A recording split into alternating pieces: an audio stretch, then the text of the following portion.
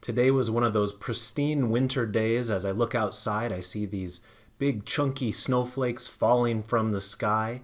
They might as well have been dollar bills because once again, the bulls were roaring on Wall Street. We did close with record closing highs on all four of the major U.S. equity indices. So we'll take a look at that and see what it means for our posture. Then we'll get into our trade application example, where I want to stick with that theme of snow and kind of talk about a tie-in to the New York City snowstorm that we had here today. So with that, let's go ahead and get started. Welcome to the Market Outlook video presented by MarketScholars.com. I'm your host, Brandon Van Zee. It's December 17th, 2020.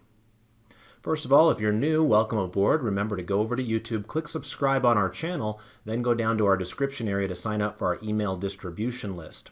We're also heavy users of Twitter. I would encourage you to follow me at Brandon Van Zee, and then make sure you click like and retweet if you get benefit out of these Market Outlook related presentations that David and I do. And then last but not least, we do have a presence on Facebook as well. Feel free to join our group at that web address in the logo in front of you. All right, let's go ahead and jump into the activity here today.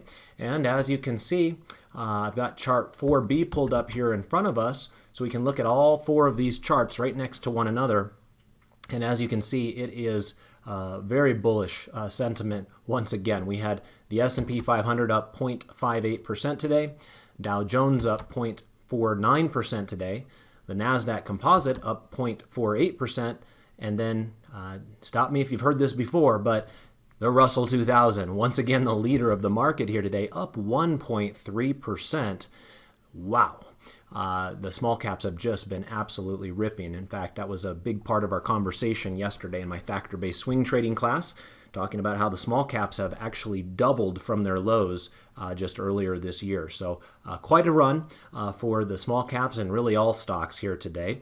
And as you can see, we've got a lot of high labels showing up. We have a high label above today's candle there on the S&P 500. There's our high label in green, also signifying a new high today. We have the same thing there on the NASDAQ Composite. There's your label. And the same thing down below here with the Russell 2000. And once again, there's your label. Now, the only one that doesn't have the label is the Dow Jones Industrial Average. The reason for that is on an intraday basis, we actually touched an all-time high here about 4 sessions ago. We didn't quite eclipse that today, but you will notice that we closed at a new all-time high. So again, all four of these U.S. equity indices closed today at all-time highs. Doesn't get much more bullish than that.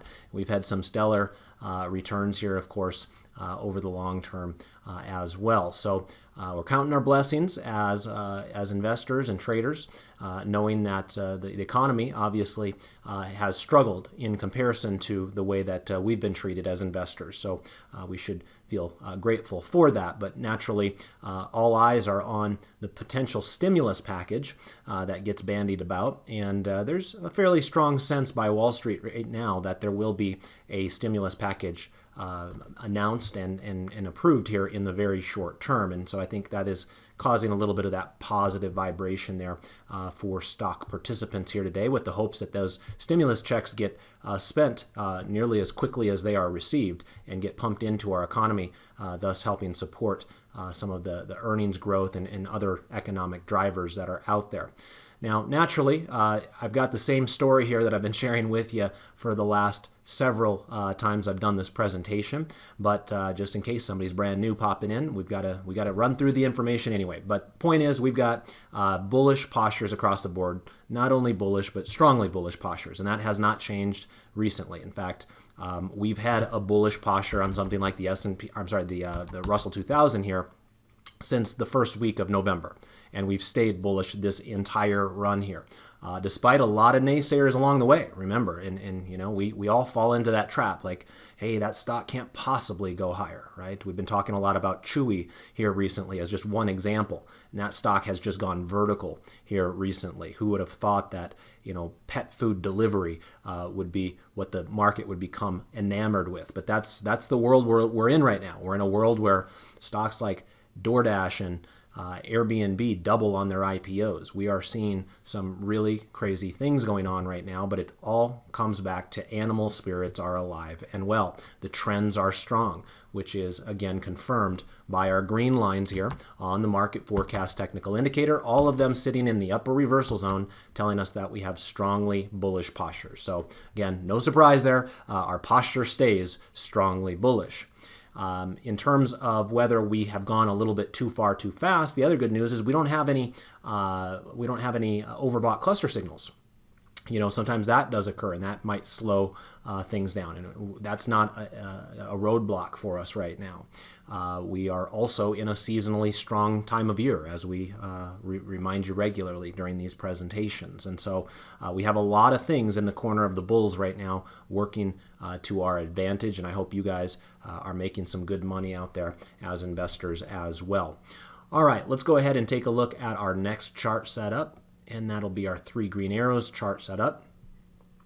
And the last time I was with you on Tuesday, I said that the Russell 2000 will likely be giving us a 3 green arrows signal. Now, I was off by a day. It actually happened today. I was thinking it would happen yesterday, but we didn't quite get there yesterday either. But today, we did finally confirm that. You can see that the Russell 2000 had enough push here in 2 out of the last 3 days to get our MACD histogram back above that 0 line, and thus creating that green arrow right there. And so that completes that 3 green arrow. Again, remember how this would work is you're just looking at what was the most recent arrow in the 3 different indicators. So the most recent one, therefore the 30-day moving average, was a green arrow when price went above that 30-day moving average. The most recent one on the MACD histogram, which is a sign of momentum, just occurred here today. And then the third and final green arrow would be down here on the stochastics, which gave us a green arrow way back in the first week of November. And so it's all systems go once again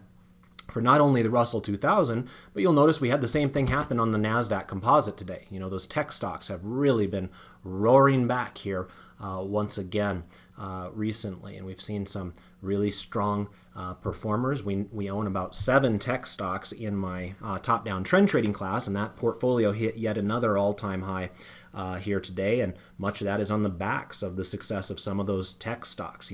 Even quiet companies like SNPS has just been a monster stock for us over the months and years. So anyway, technology, of course, is going to be the heart and soul of the NASDAQ composite, and once they come roaring back to life, kind of like I talked about on Tuesday with the presentation with you when we saw Apple surging 5% on Tuesday, we're seeing that follow through from a lot of technology-oriented names, and that is helping the NASDAQ once again take a leadership role in this market. So 2 out of our 4 charts here in front of us do have a 3 green arrows setup. Let's go ahead and now take a look at our longer term charts, and these will be our 1040 crossover method, chart 4C, for those of you that are premium members following along at home. And this will show us that we continue to have a bullish long-term posture as well. Again, no surprise there. The idea behind this particular technique here, where we're looking at 2 different moving averages. The orange is the 10-week moving average, and the blue is the 40-week moving average. We're just simply looking for crossovers. We're not trying to get cute and trying to time things perfectly by buying the low and selling the high. We're just trying to capture that juicy part in the middle. And for the most part, this particular philosophy has not led us astray here in recent months, as we've received bullish crossovers earlier in 2020, and we've continued to rally to all-time highs. So I have a feeling that many of you that may not peek in at your 401ks all that often, you might be doing so now that we're coming to the end of the year, just to kind of tally up your scorecard, and you're probably going to have a smile on your face there when you see your account balances. It's been a beautiful year for the stock market. All right, let's go ahead and pop on over here to the internet briefly. I always like to get an opportunity to say thank you to those of you that help support David and I in social media for these presentations. A reminder that these presentations are a voluntary action on our part. We don't get paid to do them. We enjoy doing them because we like working with people. But in the end, it does have to work both ways, where you guys have to support us in order for us to justify the time that it takes to produce the video. And you guys do a fantastic job with that. Can't thank you enough. Appreciate the 109 of you that took the 5 seconds out of your day to click like for us there on Twitter. We always think that's a pretty good trade-off for you guys. You get 2 hours out of our day. All it takes for you is 5 seconds. So if you're willing to click with your mouse, you're going to see that these videos have a greater chance to be produced in the future than not. If people stop supporting the presentation, then naturally then other decisions get made as well. So I'll leave that up to you guys if you want to support the video or not, but I know a lot of you will do so each and every day, and I do thank you for that. We had an excellent day of classes here today. David taught his portfolio management with ETFs class, where he's been concentrating on a lot of different foreign investments for those of you that need some help on that side of the coin. And then in my realm, I taught my question and answer session here earlier today, and we had some excellent questions coming in. Got asked about Salesforce and Slack and that merger that's coming up. Talked about a REIT, which is WPC. We talked about AT&T and the fact that they failed to raise the dividend last week. We talked about what steps a brand new member of Market Scholars should go through when they first start up with us. Which we had a lot of you that signed up with us for the Black Friday deal. So feel free to check out that particular part of the recording at the 1 hour and 1 minute mark there from Gordon. We had a question about all of the IPOs that took place recently and how to investigate a company like Airbnb using some of the things like an S1 form. We also had a question about how to manipulate the Thinkorswim platform and create groups within our portfolios.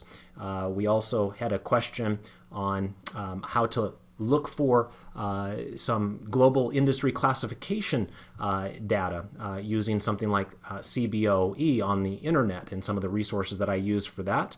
And then we had a comment about our Discover financial long call, and that actually came in this market outlook video once upon a time back in the spring. Some of you recall I took a very speculative long call trade on Discover Financial, and boy oh boy has that ever been a home run. And then we also talked about Microsoft. So I had a great group of students in class today, an excellent selection of questions that I could address. And so if you're interested in those, make sure you check out the recording if you are a premium member. Remember that the Q&A sessions are available only to premium members rather than plus members. You can see over here the factor selector was also produced here a couple of days ago. And so I like to share this information with you. Now, going back to what I had mentioned earlier on the Russell 2000, we should not be surprised to once again see that the low size factor is the king of the hill. Remember, that has been the case for the better part of the last 3 months. 3 months ago, low size was in the 4th out of 6 slots, and then a couple weeks later we went up to number 2, and then about a month after that we went up to number 1, and we've retained that number 1 position with the smallest stocks out there for really the last 2 months.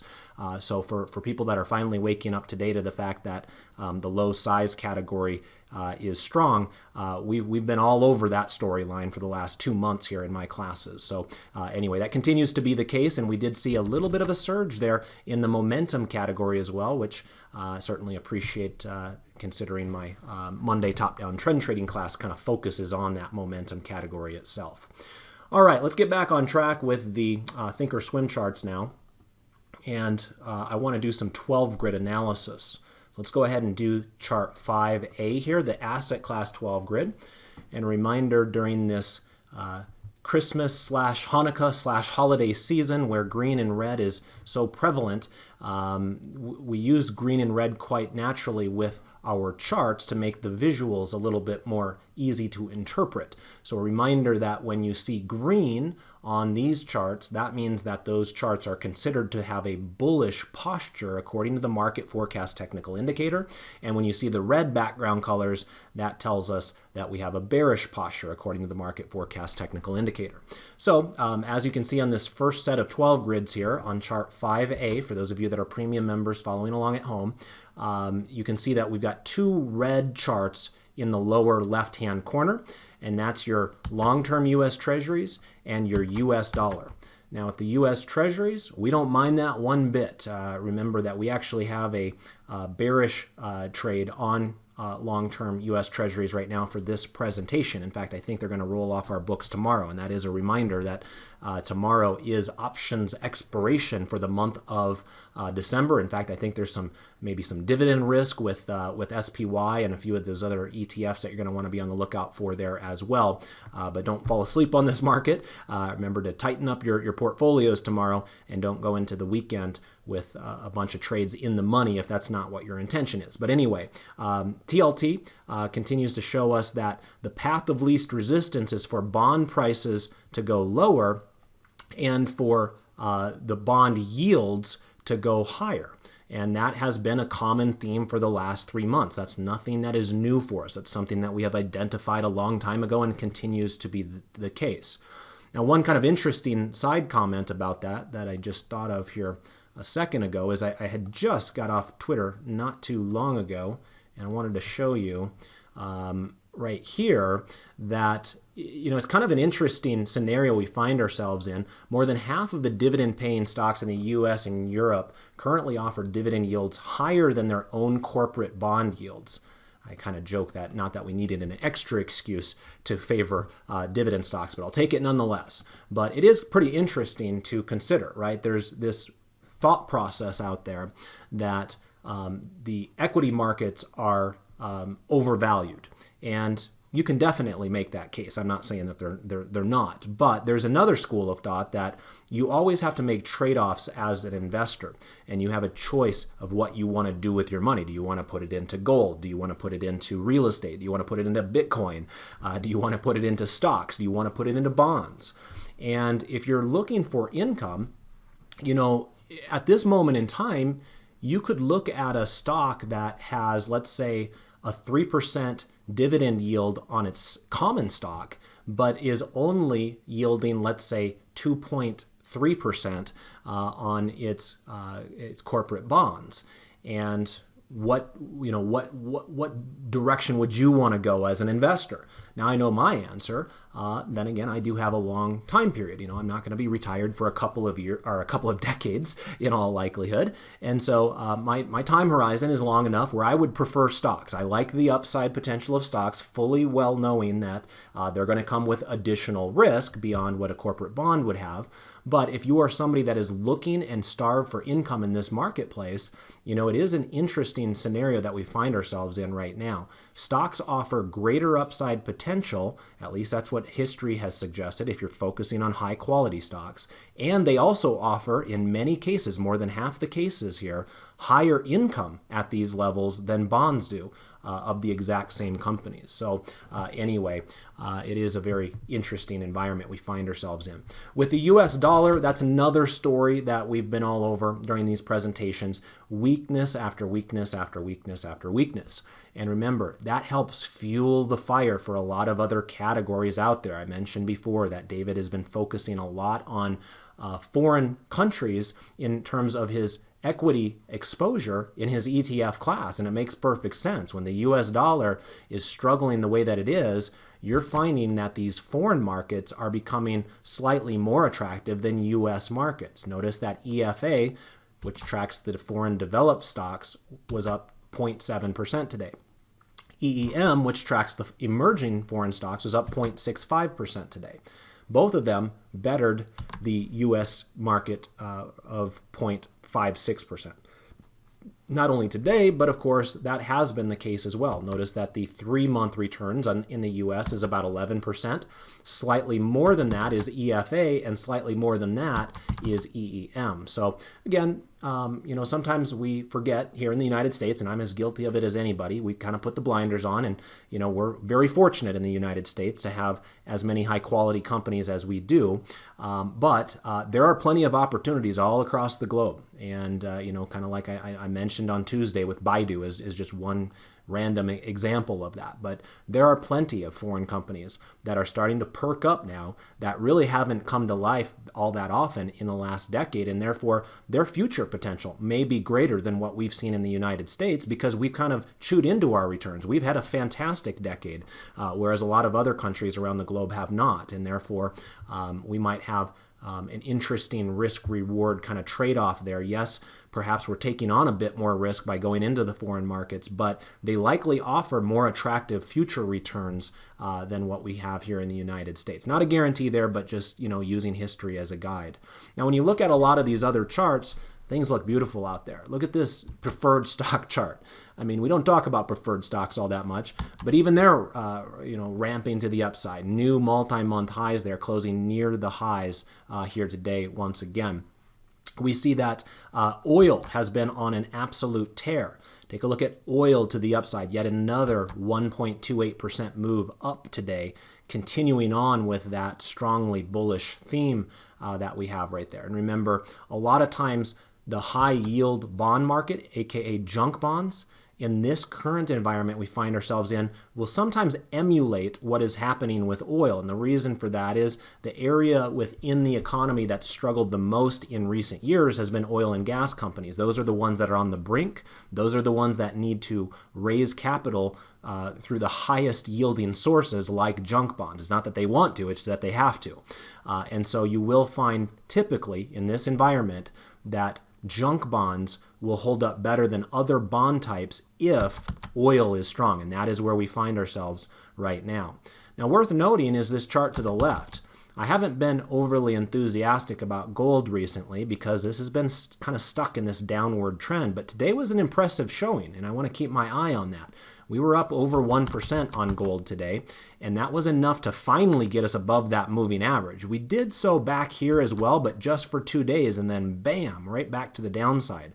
So let's keep our eyes on this situation. It would be nice just to have some quiet sessions in gold where it stays above the moving average. And if that can happen, then I'm not going to be shying away from gold as a future investment. Again, remember, when the US dollar is weak, it tends to favor commodities. And that relationship has held true with oil, but it has not held true with gold here recently. So it's just a matter, is gold going to eventually start playing catch up to oil and the US dollar stays weak?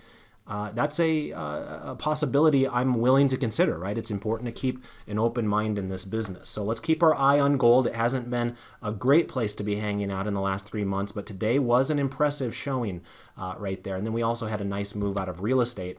I like that bounce up and off of that 30-day moving average. Let's take a look at some sector analysis now, coming on over here to chart 5C. All right, so as we pull this up, you can see that we've got a handful of pink charts all on the bottom rung here in this case. And remember, like I mentioned on Tuesday, these are set up in such a way that it kind of emulates the economic cycle to a degree. So it is by choice and by design that I placed our defensive sectors on that bottom rung there. It's for a time like this, effectively, where we do see animal spirits alive and well. So you've got all of those more cyclical areas on those top charts in green and just off to the races to the upside, whereas a lot of the non-cyclical defensive types of companies and sectors are kind of struggling to keep up on a relative basis, and therefore you're seeing more weakness in that bottom rung here. And that's usually a good, healthy sign for the market. Can't say that I always appreciate it. As a serious dividend investor, I have a lot of exposure to the consumer staples. So I always like to see the consumer staples doing well. But in general, if you're just going to ask me, hey, what do you want to see if you want to be bullish in the markets? Well, what I want to see is those cyclical areas off to the races, and that's where we find ourselves right now. The only areas that finished in the red today were energy.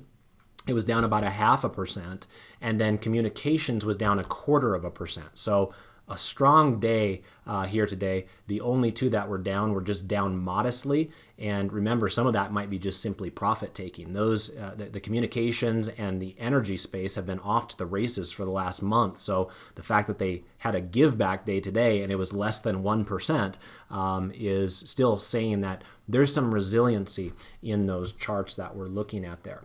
In terms of some of the bigger performers, there was that technology area that I had mentioned previously. Take a look at tech stocks, off to the races again. Some of that courtesy of that big move out of Apple that we've seen this week.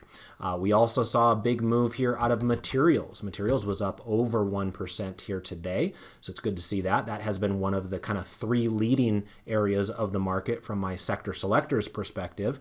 We had a pretty big move there out of discretionary, up 0.68%. Notice that discretionary is now at a new multi-month high, in fact, all-time high, along with technology. Remember, discretionary is about to have a big shakeup. We've talked about the impact of market cap weighted ETFs here in this presentation a number of times. I've shared with you guys that, when we're looking at something like XLY, we're effectively looking at Amazon and Home Depot. That's going to change here, and I think the change happens tomorrow, where Tesla is going to be added to the S&P 500 and therefore added to the underlying S&P 500 sector ETFs like XLY. So all of a sudden, we are going to go to a three-man show or a three-stock show in the discretionary space. Tesla's impact is going to be very large for a new incumbent. Tesla is actually, as soon as it gets into the S&P 500, going to be the second largest discretionary stock after Amazon. And so Home Depot will move from number 2 to number 3. So basically going forward, XLY will really represent Amazon, Home Depot, and now Tesla. So we'll see where that takes us. Other big performers here today, you can see on the bottom rung, we did have healthcare up over 1%. Nice little bounce there, although still a weekly bearish posture. And then real estate, as I mentioned on that Vanguard product a moment ago, here's the Select Sector Spiders version of real estate. It had a nice day as well, up over 1% and bouncing up and off of that moving average. Still having the bearish posture, but it's a positive sign to see us kind of trying to stabilize above that rising moving average right there. So all in all, another really strong day here for the stock market. Let's get into our trade application example now. And as I hinted to in the intro, this is actually going to tie into the big snowstorm that all of you out in New York were living through here today. And so let me pull up chart 4A to get started with this conversation. And then I'm going to go to another chart as well. And the stock that I want to talk about is New York City's most famous utility company, one that is favored in even a blockbuster success like Ghostbusters. Yes, I'm talking about Con Ed. And so Con Ed, its ticker symbol is ED. And the first thing I'm going to show you here is on the 3-month daily chart, it looks absolutely atrocious. Take a look at that massive meltdown. I mean, it seems like every day this stock has been going lower. And so some of you might be wondering, well, are you going to be talking about a bullish trade here, or is this going to be a bearish trade? I'm actually going to be talking about a bullish trade. And I'll explain that here in just a second, right? First of all, this market has been such a runaway freight train, it's hard to find value out there, right? There's not a whole lot of stocks that have pulled back in price. Con Ed and some of its utility brothers and sisters is one of those categories that just has not done quite as well as you might want in a bullish market like we found ourselves in. So the utilities are kind of representing a little bit more of a value area right now because they have struggled at a time when many of the other sectors have seen progress in their price. Now, sometimes when sell-offs get so aggressive, you start seeing some signs on the chart that maybe things have gone a little bit too far too fast. So you're noticing on this chart, all of a sudden we're starting to see these green dots appear. And there's actually a green dot under today's candle as well. It's just being hidden by this low flag right here. But I know that because down below, you're going to see that on today's candle, we've got this little green dot showing up on this chart. And that signifies that we have an oversold cluster signal on this particular stock using the market forecast technical indicator on a daily candle chart. And that occurs when all three of those colored lines are in the lower reversal zone on the same day. So we've got the blue, the red, and the green all in the lower reversal zone on the same day. And we've had a few of those clusters showing up here recently. It's pretty rare for a boring old utility company like this to be sold off so aggressively where you have multiple cluster signals appearing in such a short amount of time. So that might give us some hints that yes, this chart looks terrible right now, but we might be approaching some sort of a bottoming process. We're probably not there right here, right now, but we are getting closer to the bottom in something like Con Ed, as opposed to all these lofty valuations we're seeing in the software as a service stocks and all of these, IPOs that have been launched recently. So it's kind of a different type of a trade setup, but at least there is some sort of a justification from using the market forecast technical indicator to take a bullish trade. In this case, that justification happens to be the oversold cluster signal, where we're hoping for a reversion to the mean type of a move back higher. Now, that's not the real reason behind selecting this today as my trade application, but I did want to give that to you as supporting evidence. But the real reason behind it is another chart that I use for two of my premium classes here at Market Scholars. I use this in both my Monday afternoon options for long-term investors class, and I also use it in my Tuesday morning dividend growth investing class. And this is our dividend stair-step chart. And you can see here from a longer term perspective, so this is a 10-year weekly candle chart that we're looking at here now, that Con Ed is trading at some of the lower levels of where it's traded this year. And you can see there's this couple of different stair steps that you see on the chart. There's an orange stair step and a blue stair step. And the general idea, there's a lot more that goes into it, but just as a quick and easy way to understand this if you're brand new to looking at it, is these are the areas that historically have been attractive times to be buying the stock if you're looking at the blue zone. So in other words, if you look at this historically, you can see back here it touched the blue zone. That was an interesting time to buy it. Back here it was down in the blue zone. That was an interesting time to buy it. Back here it was in the blue zone, an interesting time to buy it. And back here was in the blue zone, an interesting time to buy it. And these lines are all unique to each single company. So in Con Ed's case, this becomes an attractive stock when its average high yield is 4.47%. But that number will be different for Coca-Cola and Procter & Gamble and all the other dividend aristocrats, which Con Ed is one of those approximate 65 dividend aristocrats these days. It's one of the only utilities on the list, surprisingly enough. But that basically means that it's raised its dividends for 25 years in a row or more. And so you like to focus on these as kind of higher quality types of stocks and lock them down for the long term when they give you those moments in time where it appears to be on sale, right? These are not momentum trades. These are ideas where you lock down the merchandise and you milk it for its dividends in the years to come, whether it's because you're using the dividend money itself or you're just reinvesting it into the same company, creating your own snowball of wealth. So as it stands right here, you can see we're not in the blue zone. Here where it closed today at 71.62, it hasn't fallen to this blue line. It would need to fall to $68.46 before this would be attractive under the rules that I use in my trading plan for my dividend growth investing class. But one of the things that we consider in my Monday options for long-term investors class, where we sell puts with the hope that we get put that stock at a lower price than where it's trading at that moment in time, this one would qualify for that type of a mindset. In other words, we're not willing to buy it right here, right now for the long term, but if we could buy it at this blue line or less, then yes, let's consider that possibility. You can see that Con Ed actually traded below that blue line back here in March, and believe it or not, that was actually the week we did review it in my dividend growth investing class. We reviewed it against Southern Company at that time. So we did get an opportunity to look at it the last time it was in the blue zone, but it hasn't been there since. It's come close a couple of times along the way, and we're approaching it again here. But the point is, we don't know if it's going to get to the blue line. We do know where we want to buy it. We just don't know if it's actually going to get there. So instead of putting in a buy order to try to buy it at 68.46 if it gets there, instead what I did with tonight's trade application is similar to what we do in my Monday afternoon class, where we sell a put at a strike price at that blue line or less, and therefore one of two things will occur.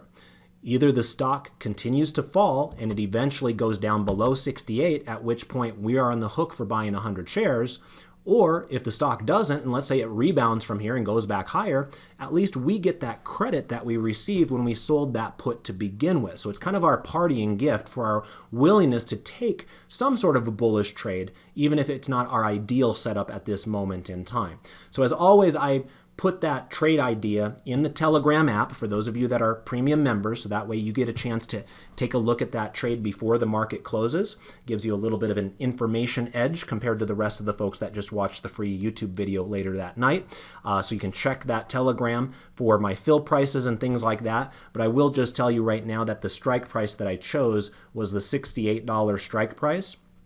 And it was a weekly contract, a week or two after the January monthly contracts. But again, if you need details on that, check the Telegram app if you're a premium member of Market Scholars. But the general idea is sold a put on a dividend aristocrat that is approaching an attractive level. It's not quite there, but if it gets there, I'd be on the hook and willing to buy 100 shares of that stock in that blue zone. So that's your trade application for the night. Hope you got some benefit out of watching the video here today. As always, I hope you are all out there being safe on the roads as we've dealt with a lot of snowstorms here in the United States today, and hope you're all cozy with your friends and family wherever safe and possible as well. So if you got value out of the analysis tonight, whether it's the mindset behind a long-term investing trade like Con Ed, or whether it was the understanding that small caps continue to lead, or whether it's the relationship between junk bonds and oil prices,